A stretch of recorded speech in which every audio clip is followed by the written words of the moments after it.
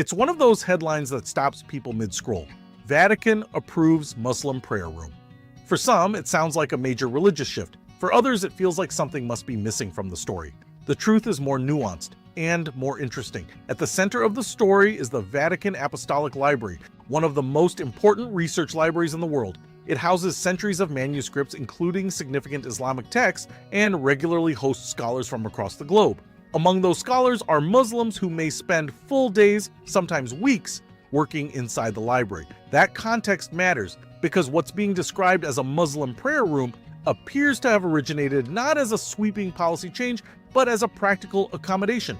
According to multiple reports, the library has made a designated space available for Muslim scholars to pray while conducting research. That's the core fact, but how that fact is described makes all the difference. The phrase designated prayer room can mean two very different things. It can suggest a permanent, officially established interfaith worship space built into the Vatican's institutional structure.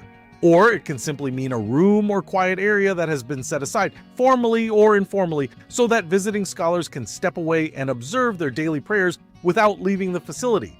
Everything we know points much more strongly to the second interpretation. There has been no widely reported structural change, no announcement of a permanent interfaith facility inside the library, and no indication of a broader doctrinal shift. Instead, what seems to have happened is that a highly specialized research environment made a reasonable accommodation for scholars who are working long hours and need a place to pray.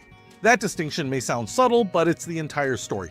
The Vatican has, especially in recent decades, expanded its engagement with scholars and leaders from other religious traditions.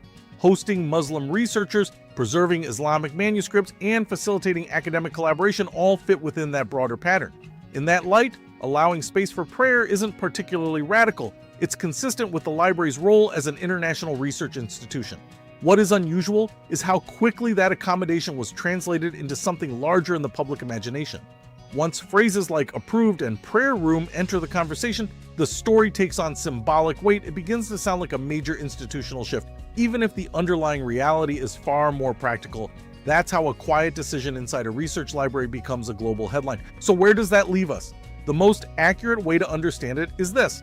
The Vatican Apostolic Library has allowed a designated space to be used by Muslim scholars for prayer during their research time. It's real, it's intentional, but it's also limited in scope and tied to the day-to-day realities of hosting international scholars, not a sweeping redefinition of Vatican practice. In other words, this is less about theology and more about logistics.